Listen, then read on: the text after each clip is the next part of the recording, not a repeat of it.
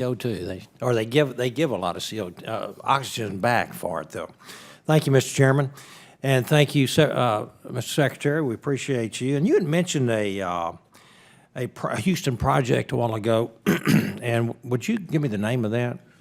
That's the Petronova project. It's a collaboration with NRG, so it's a 240 megawatt post-combustion capture project that's just south of Houston, Texas. Just south? Just south of Houston, okay. Texas. All right, thank you. And I notice you're a graduate of West Point as well, right? I am indeed. Yeah, that's good. I have a son that went to the Naval Academy. Go Navy, beat Army. Okay. Beat Navy. Right. Well, funding for the TCEP, or Texas Clean Energy Project, is a coal gasification project in Texas, which we've talked about a little bit today, was pulled to fund other priorities in the fiscal year 2017 budget. This committee has been working in a bipartisan manner to get to the bottom of the problems with the project. And we appreciate the letter that you sent in response to some of our questions about this project. And in your response, you referenced an internal review that your office conducted of the project before making the decision to rescind the funding. Can you commit to provide that review to this committee? I'd be happy to respond to that for the record. Okay, that'd be great. The DOE Inspector General released a special report on TCEP just last month. And in this report, the IG was very critical of DOE's management practices, particularly when it came to enforcing deadlines, cost ceilings, and managing risk for the taxpayers. Your office has overseen several large project failures, and it's clear that there is a systematic problem in the Office of Fossil Management for large commercialization projects.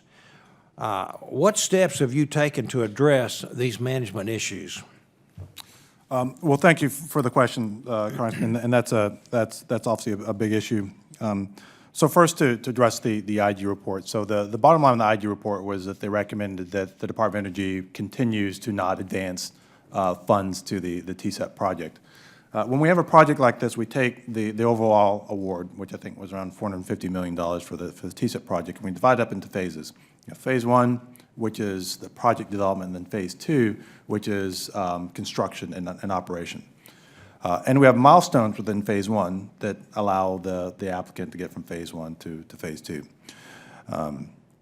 These projects are difficult. Again, the primary difficulty is commercial. They're commercially difficult. You have to sell the CO2. You have to sell the urea offtake. You have to sell the power. You have to get your EPC contract in place. You have to get financing. So there's lots of moving parts, and you're trying to do this in an environment which, again, it's free to emit as much CO2 into the environment as you want to. So they're commercially difficult.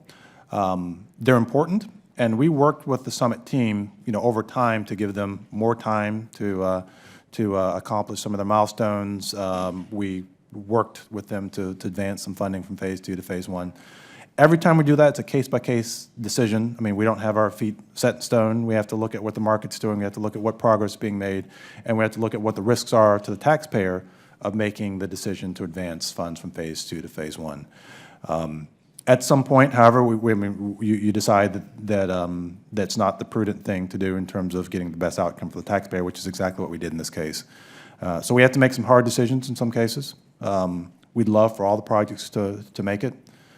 But the bottom line is that these projects are difficult, and if we knew they're all going to make it, there probably would not be a role for the government to help push these along. So.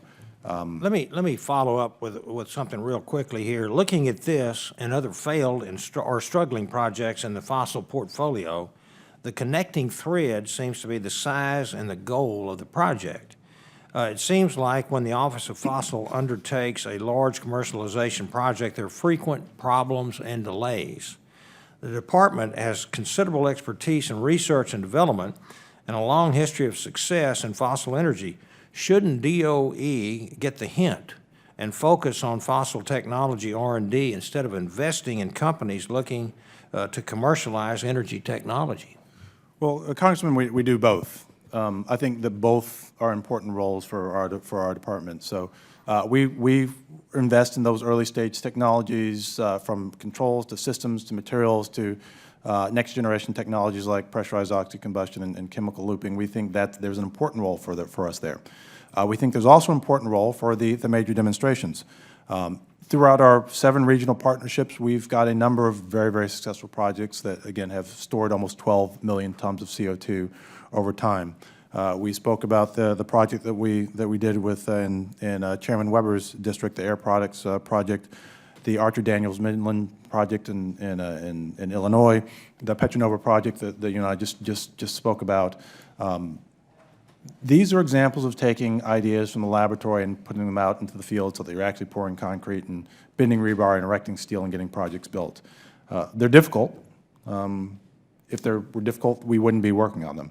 And we learn something every time we do one of these things, but I would characterize our risk management methodology as being robust, as being sound. And again, we think that these are really, really important projects. And for the future of fossil energy and making sure that all of our sources of energy remain relevant. They're important for coal. Okay, thank you. Mr. Chairman, thank you. My time has expired.